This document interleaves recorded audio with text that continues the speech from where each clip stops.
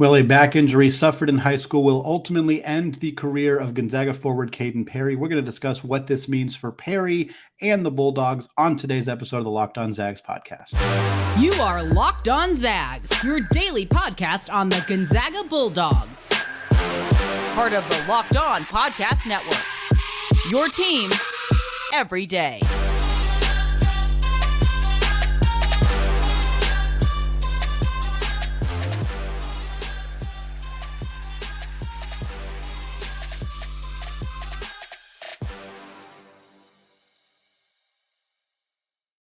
Welcome to the Locked On Zags podcast, part of the Locked On Podcast Network, your team every day. I am your host and longtime Gonzaga podcaster, Andy Patton, here to bring you news and updates on all things Zag athletics. Today's episode of Locked On Zags is brought to you by FanDuel Sportsbook. Make every moment more. Right now, when you bet on a Super Bowl winner, you can get bonus bets every single time that team wins during the regular season. Go to FanDuel.com/LockedOn to learn more. Well, the Big 12 is no longer pursuing Gonzaga or UConn. We're going to discuss what that means for Gonzaga. We're also going to discuss the new ESPN Plus deal with the WCC, answer some frequently asked questions there.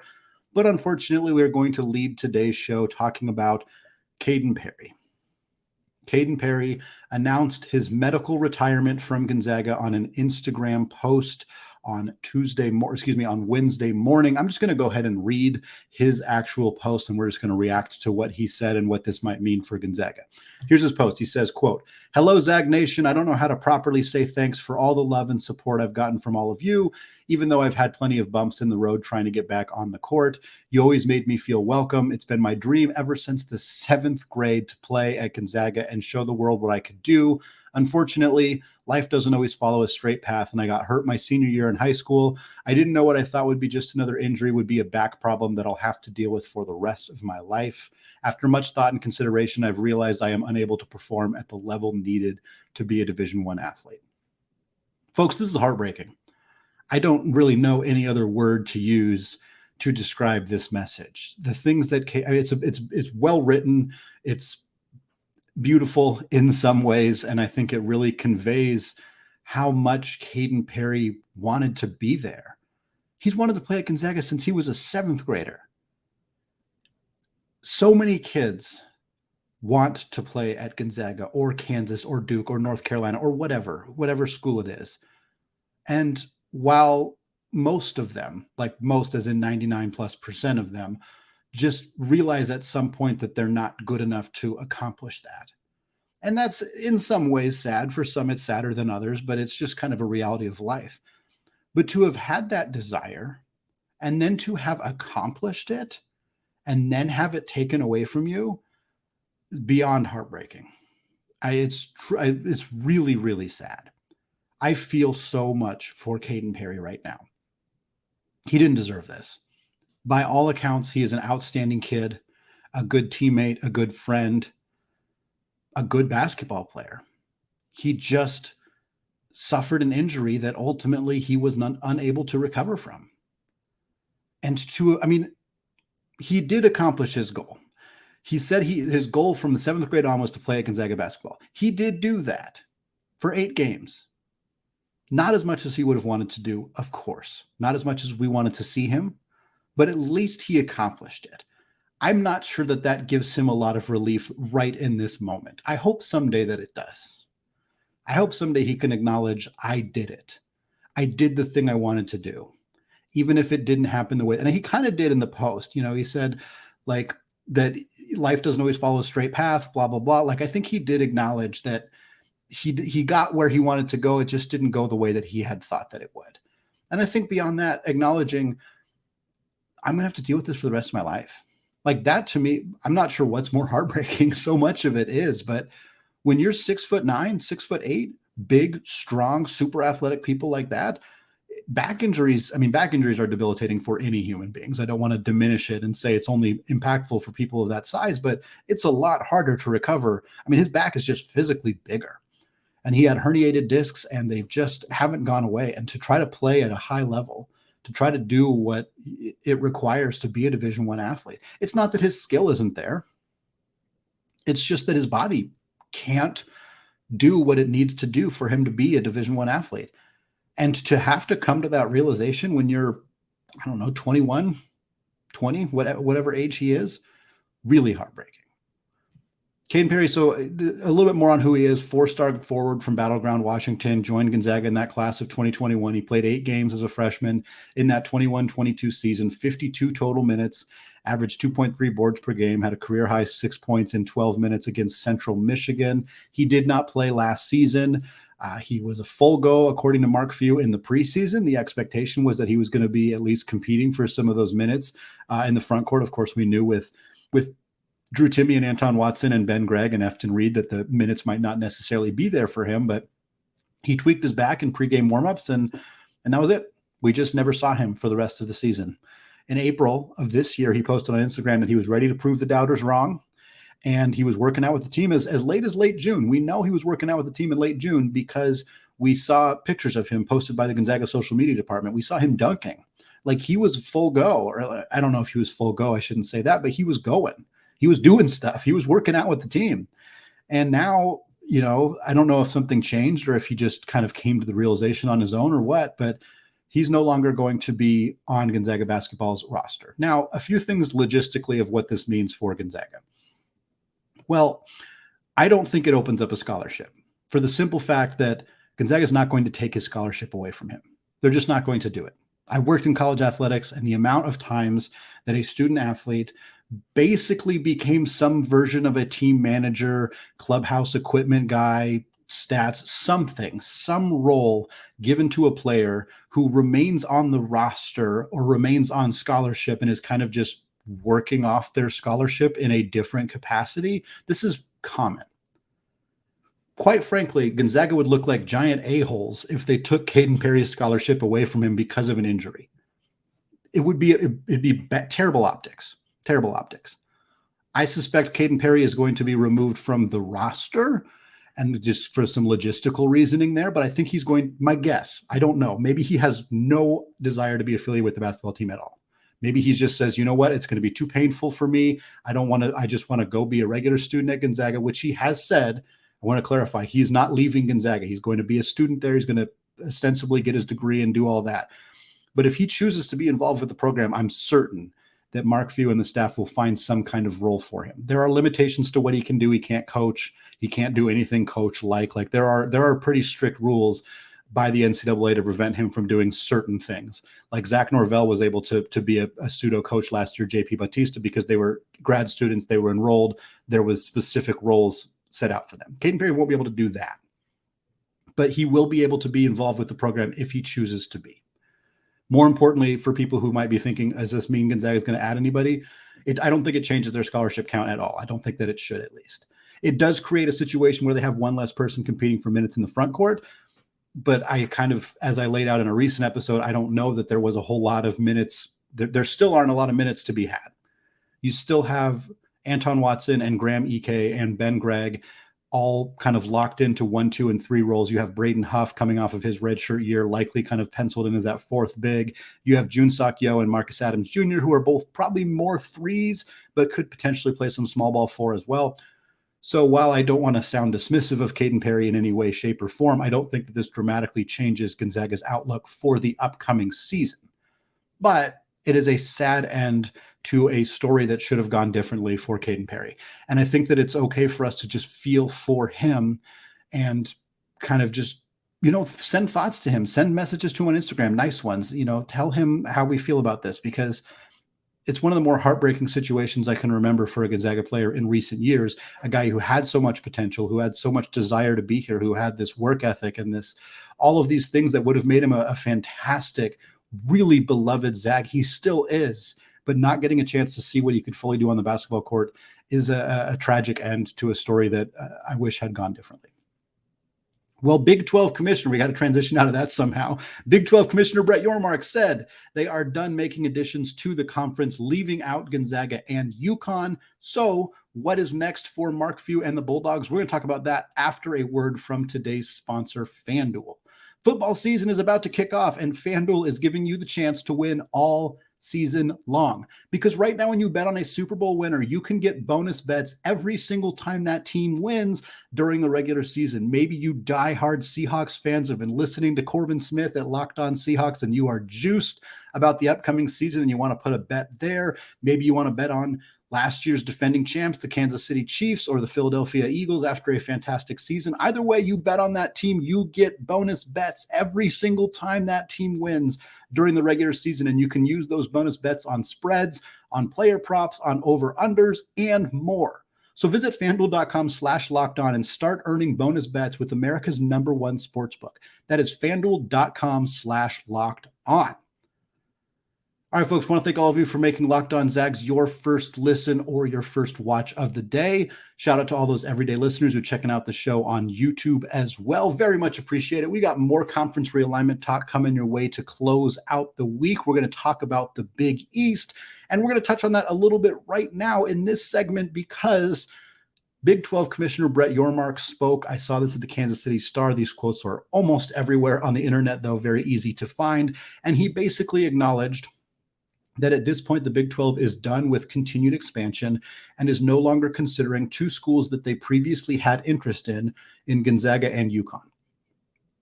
And like I did with the Kaden Perry quote, I'm just going to go ahead and read a direct quote from Brett Yormark talking about this situation. He said, quote, "I did have conversation with UConn and Gonzaga, and unfortunately things didn't work out only because the dream scenario unfolded for us.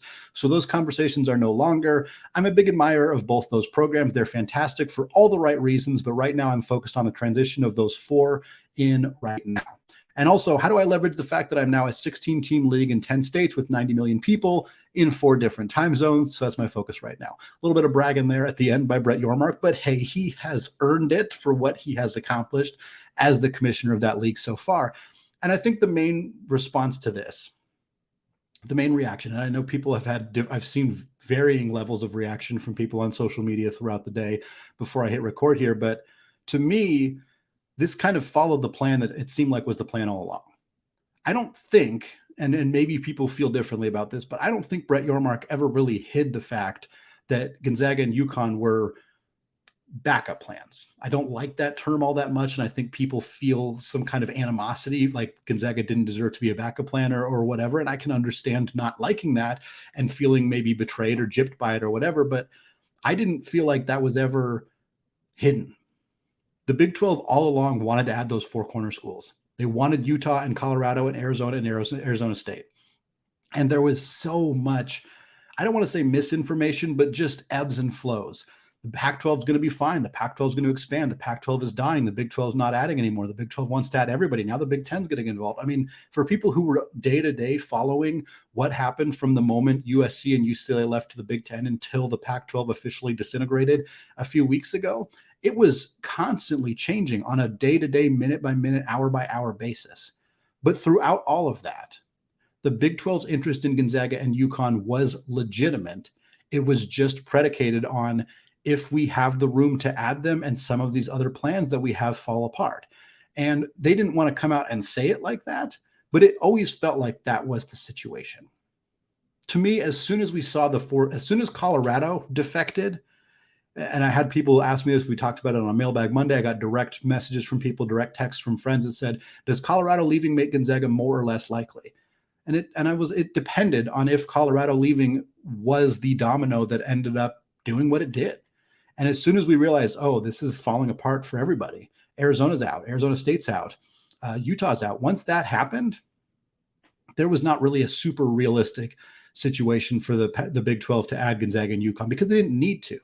And Yormark said it well at the end. I joked that he was bragging, but like he went from being a commissioner to, he added 4 schools already for this upcoming year. And now he's got more coming in next year. Like he doesn't have time to look to add more schools. They're going up to 16. They're kicking out Texas and Oklahoma after this year. They add the 4 schools, BYU, Houston, Cincy, and Central Florida. Next year, they add the corner schools. Like they're good.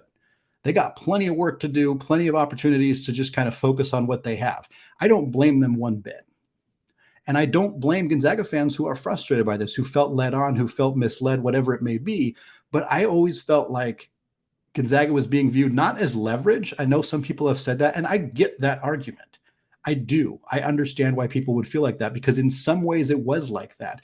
But really, I felt like it was more of Yormark just kind of having an alternative plan.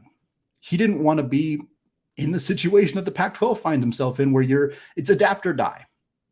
You have to be ready. And for the Big 12, they said, we're gonna plan for this. We're gonna hope for this to happen. But if this doesn't happen, here's another option. And if this doesn't happen, here's our other option. And if this doesn't happen, here's our other option. And by doing that, by having a ton of contingency plans, you prevent yourself from doing what happened to the Pac-12, where George Kliavkoff just woke up one day and his conference was gone. That's what happens when you don't have contingency plans. When you think, oh, maybe we'll add San Diego State, I'm sure we'll be able to work it out, that'll be fine. And you don't plan for what happens if they don't leave. What happens if, the Big Ten comes calling again? What happens if so-and-so and so-and-so? And they were so focused, of course, on trying to get a media rights deal, which they ultimately didn't do successfully, that I don't think they focused on a whole lot else. But for Yormark in the Big 12, he had plans in place in case the Pac-12 did come up with an agreement and those four corner stools stayed, and he still wanted to make more additions because he does care about basketball, not as much as football, because he wouldn't be doing his job and he wouldn't be representing the owners and the presidents and everybody if he was focused more on basketball than football. That's just the reality of the situation. But to me, I don't think that this felt like any kind of like misleading or spurning Gonzaga or anything like that. It just felt like they had us as a backup plan and they didn't need to use it. It's still not a fun way to feel. I'm not thrilled about it, but I think that it was kind of a predictable scenario to unfold the way that it has. So now the question becomes, what's next? And as stated before, and I will probably say this on every episode where we talk about conference realignment, I know everyday listeners are probably a little tired of hearing it, but Gonzaga is not unhappy in the WCC. They have not once really implied that. I say not once. 5 years ago, they kind of were a little pissy about it, and they got the Mountain West to vote to accept them, and then they stayed in the WCC because the conference conceded to some of the things that Gonzaga wanted. But by and large, they don't seem unhappy with the setup. And when you talk to people in the industry and you talk to people either behind closed doors or off the record or even on the record, people are kind of like, why would they leave? Why do they need to? They've made 8 straight Sweet 16s. They've made it to 2 national championships. And yes, there are reasons they should leave. Some of them are related to the quality of play in the WCC, but more, it's related to the fact that it feels like the power conferences are getting close to breaking away here. Maybe there will be some movement to keep it football only. That's something that many people have talked about. Chip Kelly talked about it recently. Rick Pitino has talked about it. There's a phenomenal article at The Athletic that talked about it. And I do think that that's probably what's going to happen, but it leaves Gonzaga in an interesting spot if the power conferences break off and Gonzaga is just kind of the best left, not in that situation. They don't want to be left behind. That's the best way to put it. They do not want to be left behind.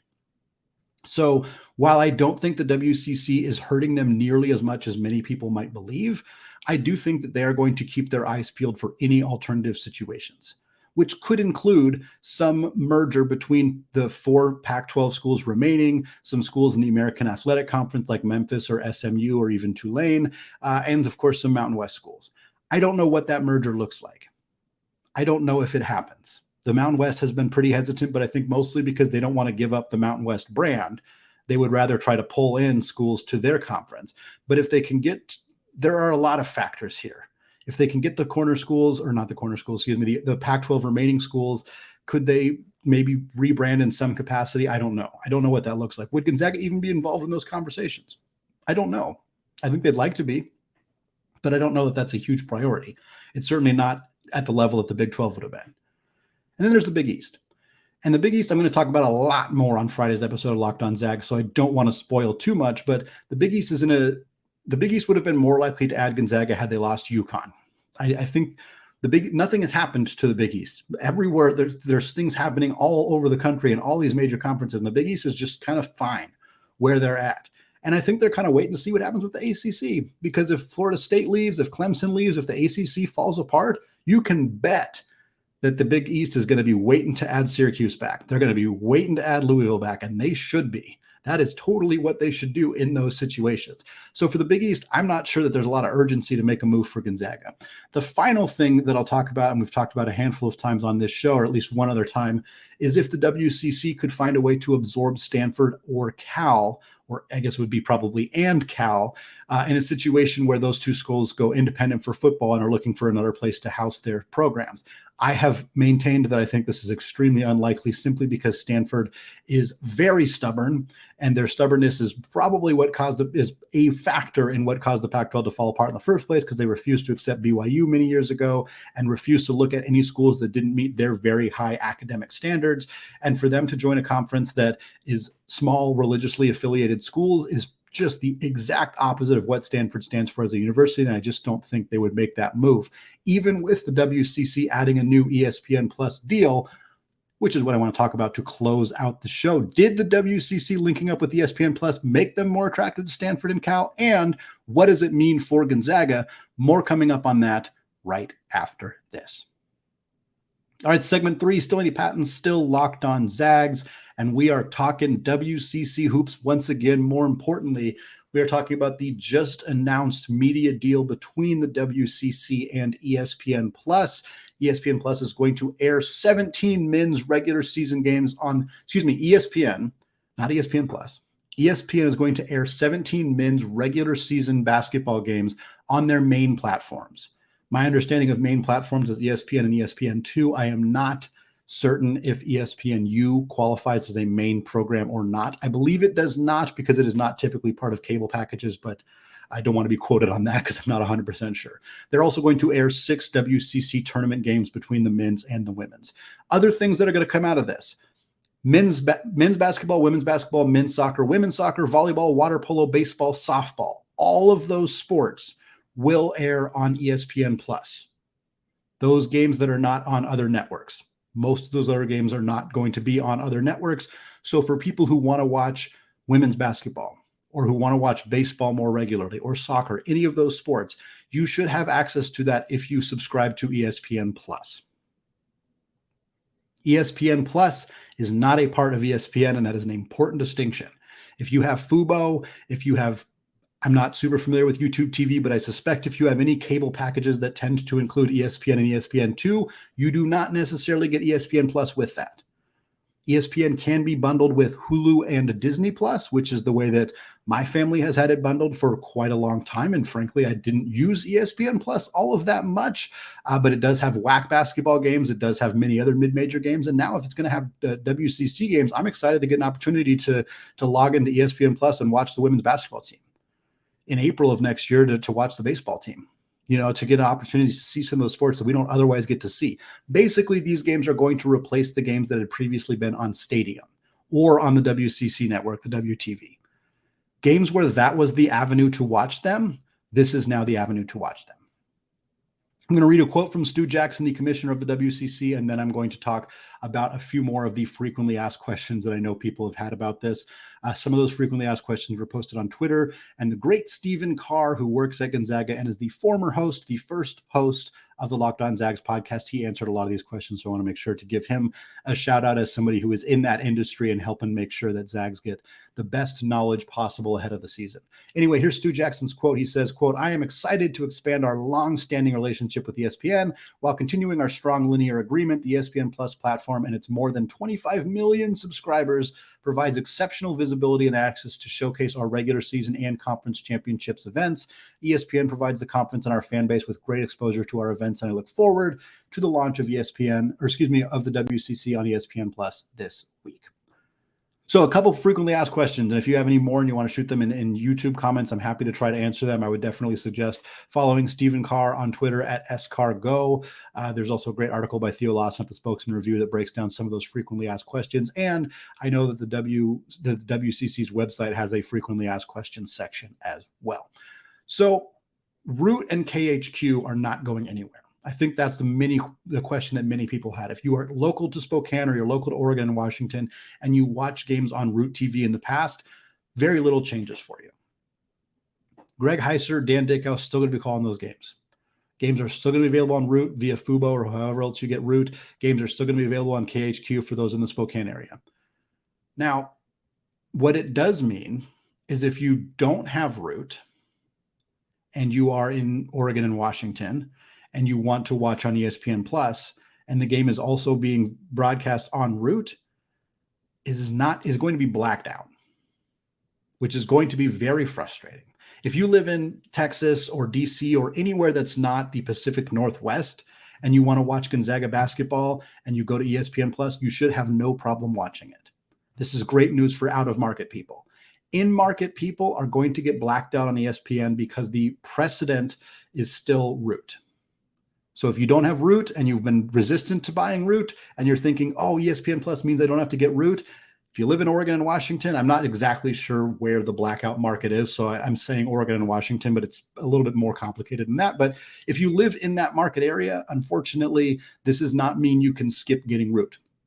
I know it's frustrating. We pay for Fubo and it's like $75 a month and it sucks. It's very expensive. It's frustrating that is the situation that Gonzaga finds themselves in. But unfortunately, that aspect of this is not changing. So a couple other questions. Again, KHQ games still going to have the same broadcasters. ESPN and ESPN Plus are separate. I think I already made sure to make that clear. All of the women's basketball games, and I believe this is going to count for baseball and other sports as well, are not going to be privy to those blackout restrictions, which makes sense. If the women's basketball game is not en route, but it is on ESPN Plus, you're not going to get blacked out from watching the game. It's only when the game is also on Root or KHQ that they're going to prevent you from watching it on ESPN Plus. Hopefully that clears it up. Hopefully that helps. Again, I'm sure there are many other questions that people might have. I'm going to attempt to answer them, or I will attempt to answer them if you ask them on YouTube. But again, I direct you to Steven or Theo or other people in the industry who are probably a little bit more plugged into what this specific deal means for Gonzaga athletics, for WCC athletics as a whole.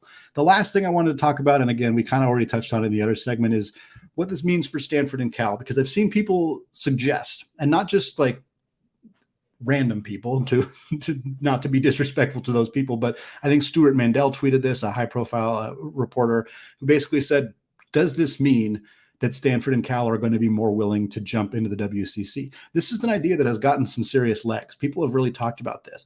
I maintain it's unlikely. And Stuart went in his tweet also maintained that it was unlikely. And I think it's because an ESPN Plus deal, I just don't think moves the needle with regards to the core reasoning that Stanford and Cal, and I'm lumping Cal in mostly because I think that they are aligned with Stanford on this. The core issue is the universities in the WCC don't match with what Stanford and Cal typically align themselves with. That's the issue. That's the crux of the issue. That's not changing. And I know people have said, well, BYU didn't seem like they would be a fit in the WCC and they changed their mind. Yeah, that's true. That's true. That is a great point, and one that I wouldn't refute, other than saying that I think Stanford is more stubborn, is more unwilling to make that change. And I'm not even saying that I agree with Stanford. I don't know that the WCC is the best option for Stanford, and I can see totally why they're going to exhaust every other option they can possibly exhaust before choosing to do this. But I think that they're kind of, the attitude that I've envisioned them having and the attitude they've had historically of kind of thumbing their nose at schools that are smaller than them, that are less academically rigorous than them, that don't fit their high standards, that attitude has cost them, is part of the reason they are in the situation they are in. So them continuing to do that, which is what I expect them to do, is maybe not the best thing for them. They at some point need to make some concessions. If those concessions happen with the WCC, amazing. WCC gets decent basketball brands. Cal was awful last year, but I believe they're going in the right direction with Mark Madsen as the head coach. Stanford would be a fine top half-ish basketball program. But beyond that, you add premier sports for the Olympics, premier baseball programs, premier with a capital P women's basketball program in Stanford. Stanford and Gonzaga being in the same conference would be incredible for women's basketball. Incredible. You add elite soccer programs. I mean, everything, volleyball, every program that Stanford and Cal has besides football and basketball are pretty darn good. So adding them to the WCC would be excellent. Trust me, it would be amazing. I'm not very confident that they're going to concede as much as they'd have to concede to join a conference with schools in the WCC. Maybe I'm wrong. Does the ESPN deal help? I guess if I never actually answered that question, yes, but only slightly, because I just don't think it moves the needle in the way that it would need to for them to actually make this concession. Well, that is going to wrap us up for today here on the Locked On Zags podcast. We got some fun stuff coming your way on Friday. We're going to talk Big East and what that might look like for Gonzaga. We're also going to talk about the transfer portal, if there's any updates there, we're going to continue to keep you updated on Kaden Perry's situation. If we hear more on that, of course, we'll look at some more realignment stuff next week as well. Thank you so much for taking time to listen to Locked On Zags podcast. Don't forget to hit that subscribe button on YouTube. Very close to 1,500 subscribers, hoping to get there before the start of the next college basketball season. 2,000 subscribers, very close to that mark. Anyway, thank you so much for taking time to listen to the show. And until next time, as always, go Zags.